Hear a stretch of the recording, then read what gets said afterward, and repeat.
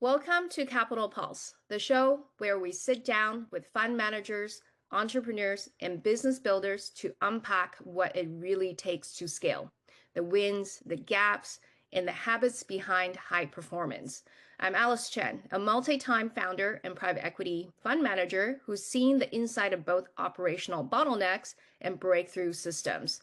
After 15 years of building and exiting businesses, I've learned that growth often comes down to this: the ability to remove friction, unlock efficiency, and keep your edge as the game changes. The podcast is about discovering those edges. Each episode, you'll hear raw conversations with leaders who are building at scale, and together we'll explore how they're staying ahead in a world that's moving faster than ever. Let's dive in. Welcome, Dina. Thank you so much. I'm excited to be here, Alice. Excited for the conversation. Likewise. Okay, well, to kick us started, well, tell us more about yourself and your business. Yeah, for sure. And I love what you are saying. I work with a lot of fund managers, people that are really working at scale, even at Fortune 5 companies, and many others. But I myself actually come from the startup world. I was founder and COO of a tech startup. And that, through a story that I can share or not, led me to meditation. And I now run a company called The Path. And we work with very high performing people that are running huge entertainment operations, film, fashion, television, music, etc. Yeah, in finance and tech and business, people that make the products that we all use every day. So it's really exciting to do that. And I have a lot of thoughts on this, especially around this capacity that we all have to train not just our bodies. Everyone goes to the gym these days, it feels like, or does Pilates or yoga, but we can actually train our minds and we can train our brains to process information differently. And that is a lot of what I do and that I love chatting about. Okay, amazing. I would love to learn more about how you went from being in tech into meditation and doing that as a business. So, tell us more about that journey. How did that Yeah, happen? that is quite a journey. So I was one of very few women founders. I feel like I was the only one that people knew of at the time. This was a while ago. I was running a company in the web video space, like an early YouTube, so a platform for web shows. And I got a lot of advantages being a woman. I was in the press every single day, from New York Times to Wall Street Journal to London Sunday Times, et cetera, speaking at every fancy conference you could imagine, from World Economic Forum to I was a Fortune Most Powerful Entrepreneur and speaking at that event. Everything and anything you can imagine. My life looked very glamorous, kind of like the entrepreneurial dream from the outside. But on the inside, and maybe you can relate to this, and I imagine that some of your listeners can relate to this as well, is that there was another side to that story, which is that on the inside, I was a mess.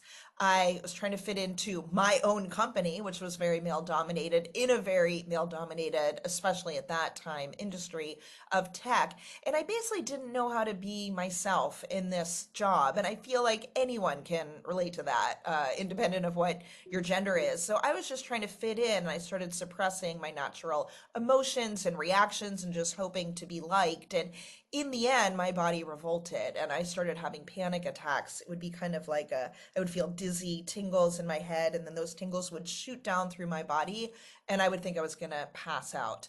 And they started happening constantly. I was hired by the State Department to do a tour of Italy, which was not a bad gig to try to encourage entrepreneurship in Italy.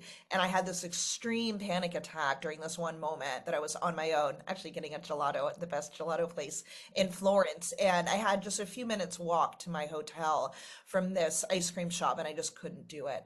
So basically, in the end, I decided that it wasn't worth it. All of this, fame within the bubble of the tech world, the potential fortune. I was sure I was going to make the 10 to 20 million dollars that every founder dreams of. It just was clear to me that this wasn't worth my health. And in a moment, basically got this intuition, this voice came to me that said, you've got to get out of here.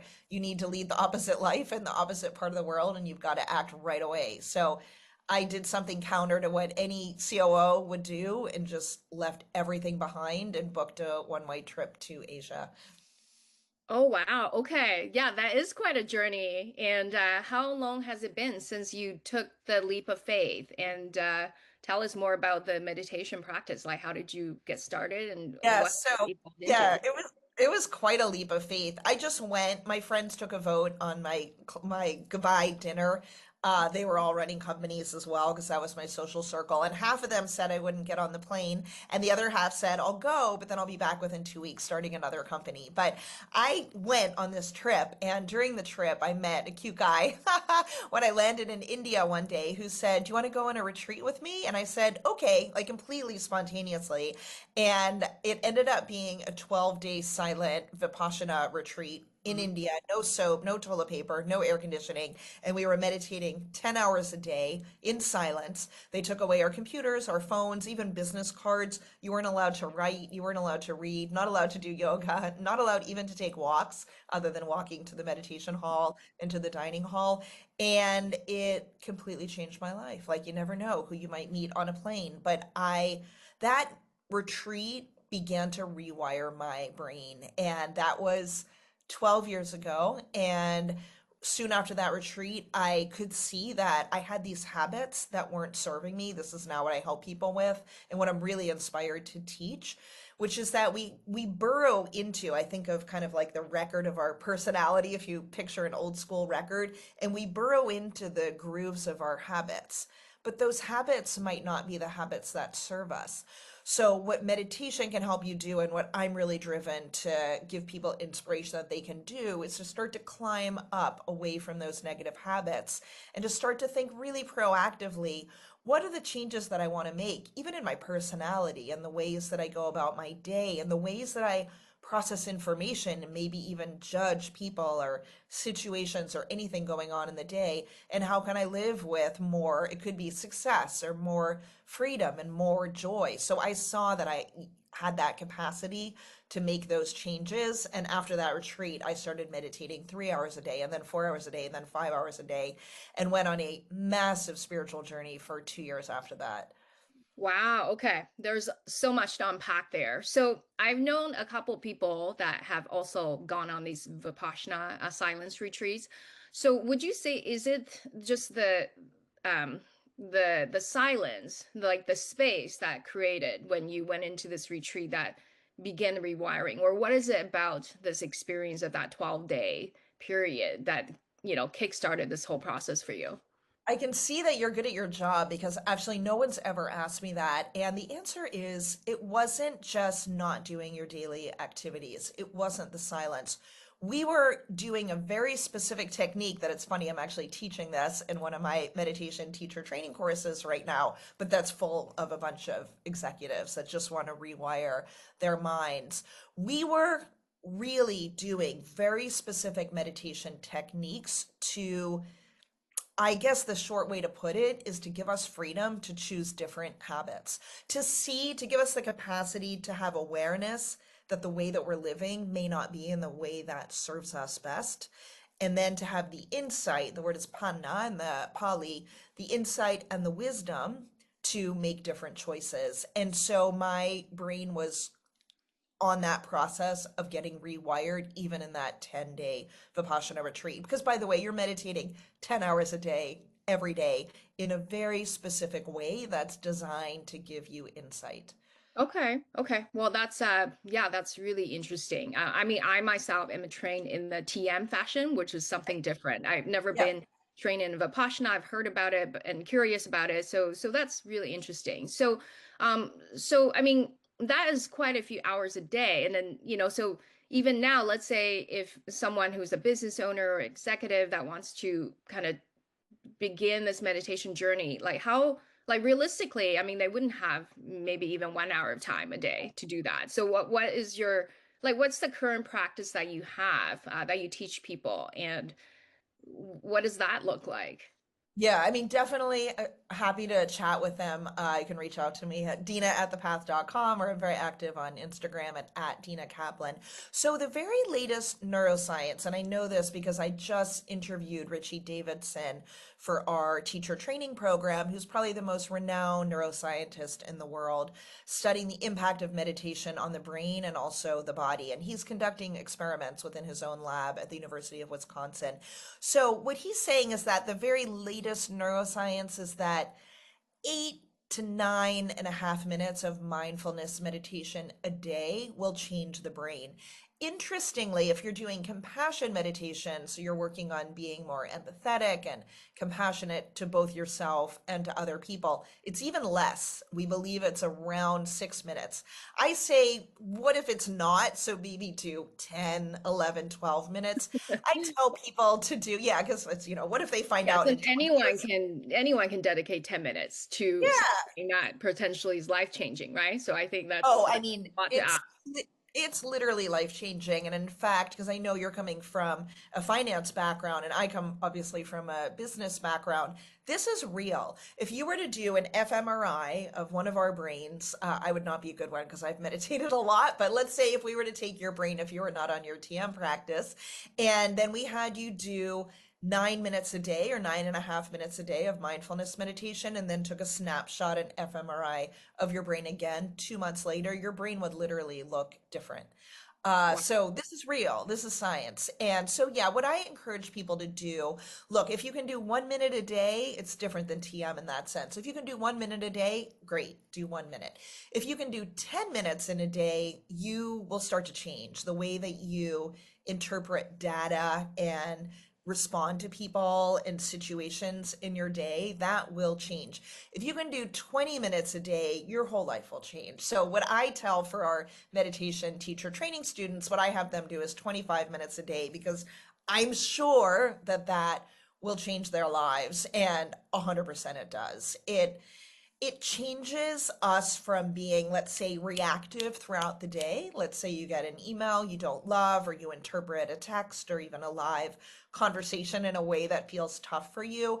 Normally, until you train your mind, you'll just react to that. And you might be gracious and secretly a little bit annoyed, or you might just say or do something that you later regret. The meditation, this mindfulness meditation, will give you an awareness, and it'll give you a pause. So for me, it's almost like I'm clicking pause on Okay. the Yeah. actual film of our lives. And then I'll have a moment where I'll just be able to say, oh, how do I actually want to choose to respond here? So 20 minutes a day will definitely get you there, where you're in charge, you're in control of your mind, and you're in control of your responses throughout the day. Okay, interesting. Yeah, I'm definitely interested personally to, learn more about that. Great. But I want to talk to you a little bit about business. So, of course, you come from a tech background, you're in operations, and now you run your own company. So tell us more about your meditation company. And I hear that you have a teacher training program. So tell us a little bit more about like the scale of your company and your vision for the company, and yeah, and then, well, what's happening. Yeah, definitely. Yeah, it's funny because I did come from a very hardcore tech background in web video nonetheless. So I knew the founders of Headspace and Calm and was chatting with them. But I kind of went on the other side and really wanted to gather people in person after running a tech company for a long time. So we started off doing weekly meditations. Now we've been doing a very curated, invite only retreat called Mela for business, finance, entertainment leaders. It's been absolutely incredible. So we've done that for many years now. I also host a lot of retreats. Last year I did 16. Wow.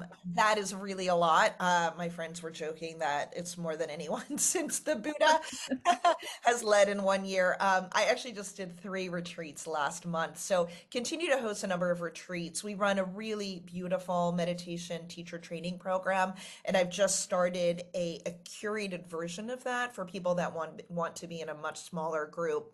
Often it's very interesting, very kind of powerful business executives that want to go really deep and really train their brains. It's almost like, if I were to give a shorthand, it's like you're in control of your mind. You're literally doing mind training as if you were doing a personal training session for your body, or you were on a very intense personal training journey on that front. So we do that. I do a lot at companies. I lead retreats for Amazon, for Microsoft, and offsites for McKinsey, for Hearst and iHeartRadio, Time Warner, like a lot of companies in entertainment, tech, business, startups, even actually guided for Palantir.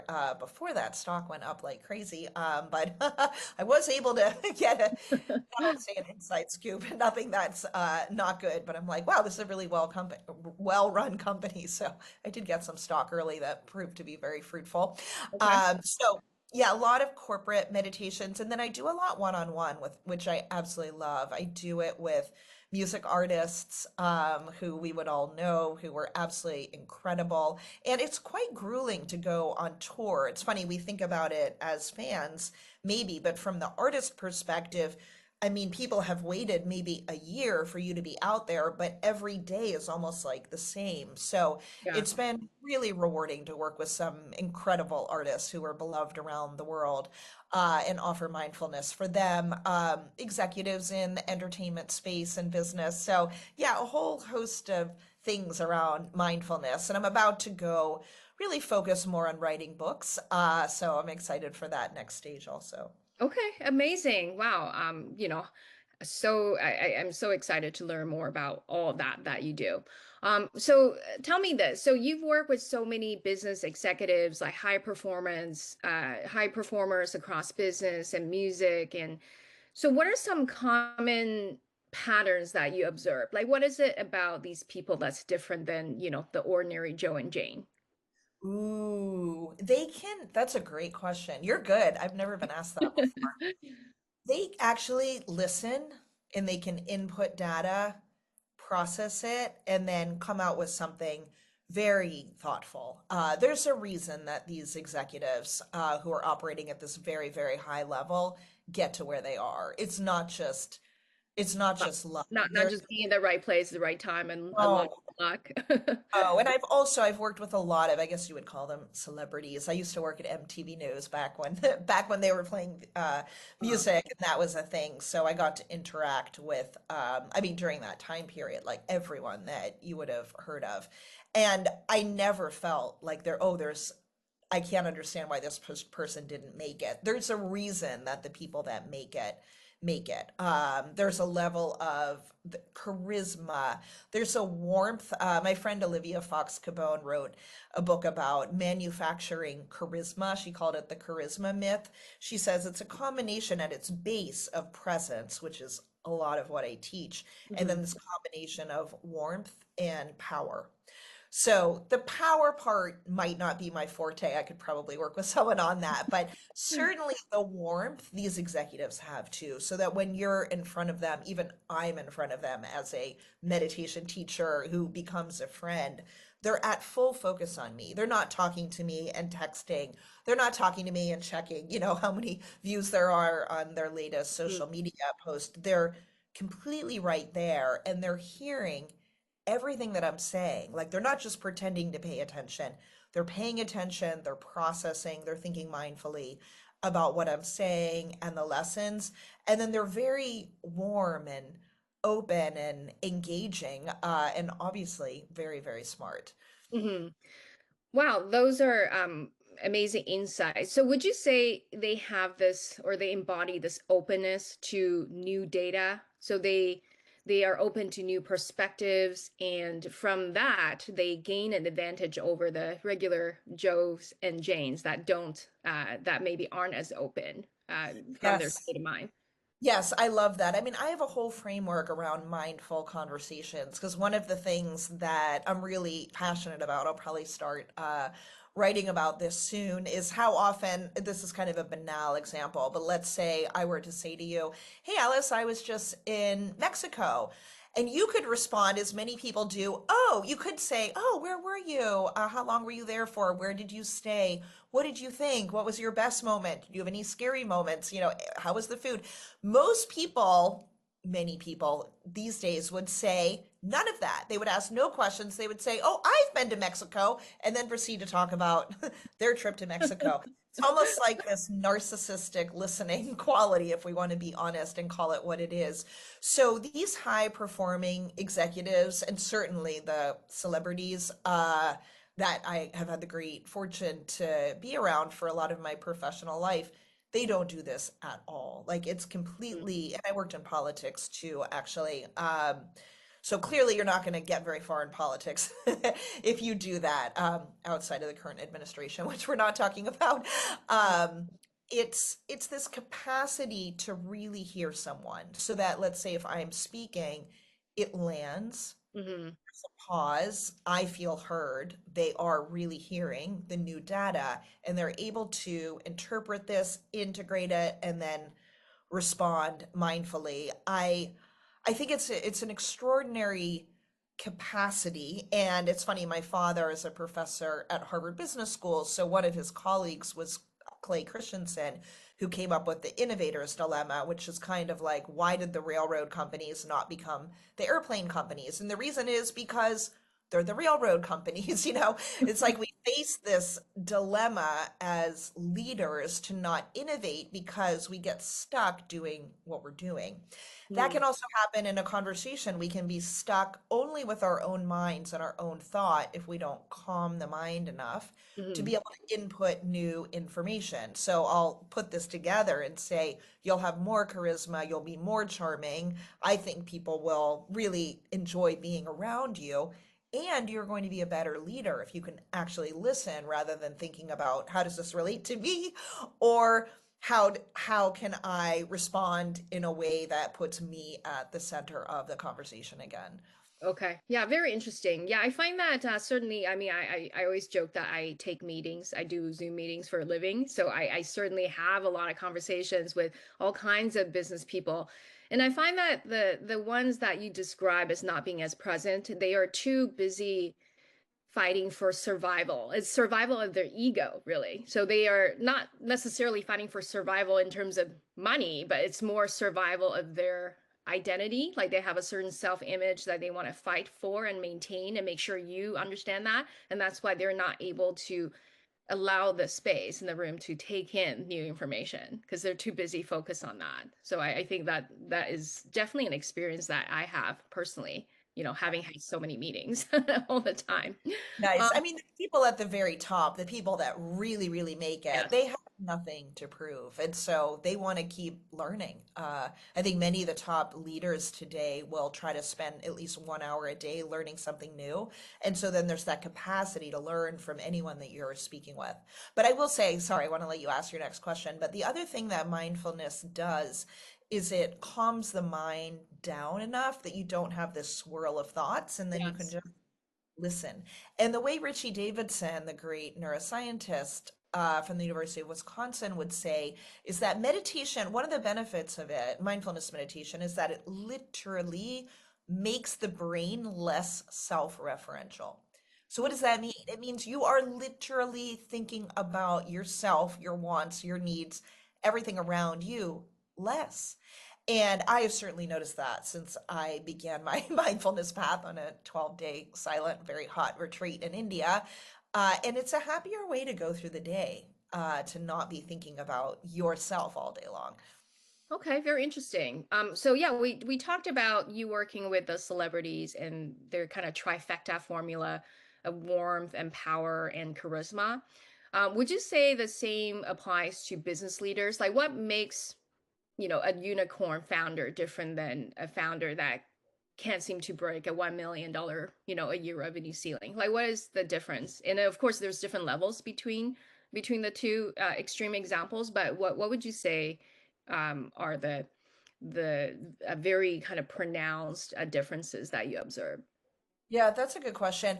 That combination that Olivia Fox Cabone was writing about was intended to talk about business leaders. I think it can apply to anyone, but she was writing that to business leaders. And yes, I'm sure you've seen that in the finance world as well. Like there is a presence to charisma.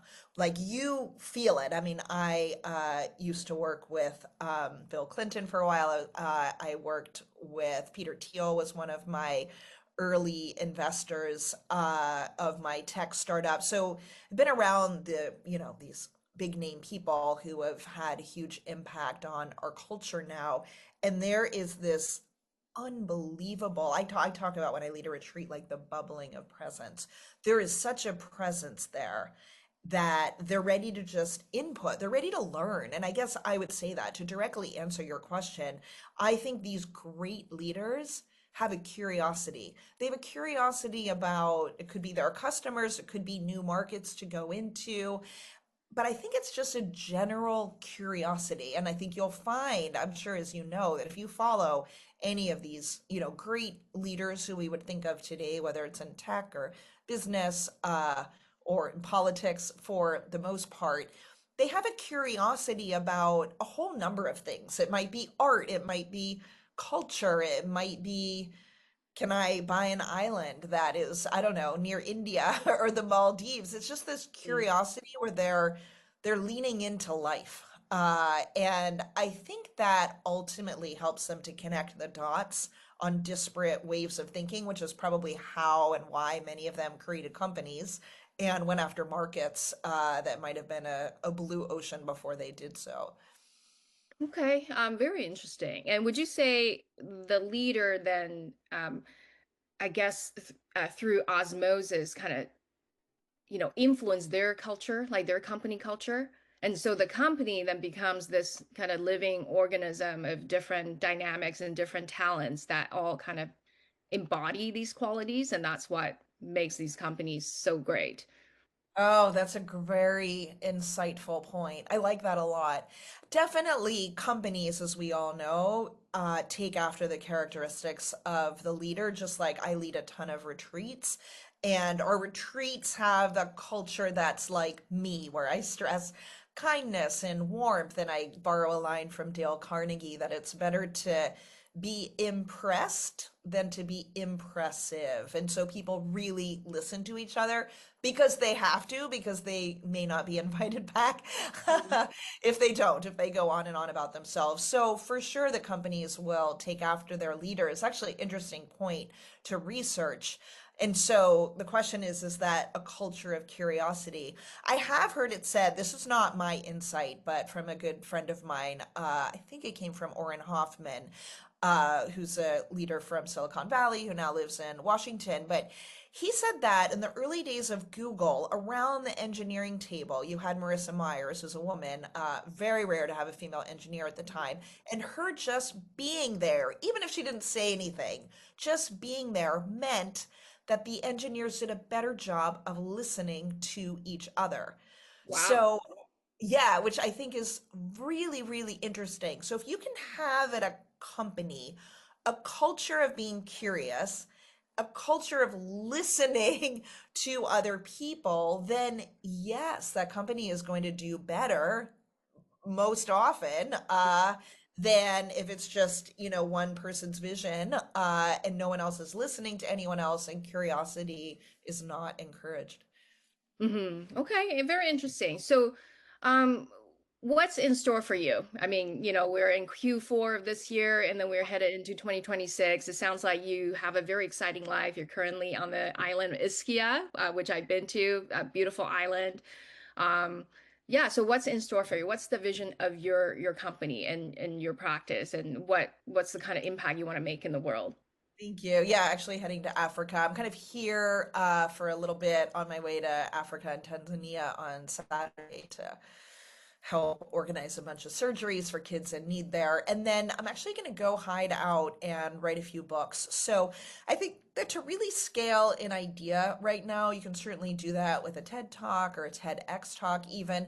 Books continue to be a great way to scale an Yes. idea. And part of what I want to do is really scale this idea. That we don't need to consider ourselves victims. I don't want people to continue saying, oh, I can't be successful because of XYZ forces that are going on outside of me. Not to say that there's not tough things in the world and that we don't have obstacles, but in the Buddhist world, we believe you accept what is, you accept the truth, you accept what you cannot change, and then focus on what is my next right action. In Buddhism, we call it the right action. So I want to get people away from this feeling of a helplessness and a lack of agency to realizing how much freedom we have. We can say or do almost anything.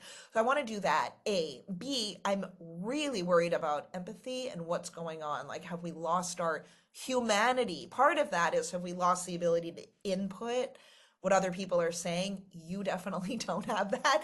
But then it's also, can we be kind? Can we be empathetic to each other? So I want to scale that idea. And I also want to scale this idea that life can and should be joyful. I really want to change the face of meditation. I think in the last couple of decades, it seemed like the image of meditation was of some monks looking very stern with a furrowed brow, trying really hard on their practice. But, if we're not joyful and if meditation and actually our lives don't bring us some amount of joy, then what the heck are we doing? So I really want to scale this idea of having paths to joy. It doesn't mean that you shouldn't get your job done. Get your job done, make the money you need to make to put food on the table and pay for healthcare for your family. But then if you love to dance, go and dance. If you love to look at art, go look at art, even if it's online for a minute or two. I want people to take the time to do the things that are fun and joyous for them. So I'm going to write some books. I'm going to keep leading retreats. I will keep doing our meditation teacher training program, which is very poorly named. So for those in your audience who are better marketers, it's really training people to be aware, which is why we have so many heads of companies taking it. So I'll continue to teach that, and I just want to reach more and more people. We've reached a lot of people through the path, but I want to reach even more people and start tuning and training all of us to be more aware, to really be more awake, and to see that we can live in a happier way. Okay, amazing. Well, thank you so much, Dina. I really enjoyed speaking with you. I can't wait to learn more about your retreats and your teacher training program, which sounds like it's for anyone that's interested. Doesn't have to be someone that wants to be a teacher in No, meditation. most people do not. That's about 30. Yeah.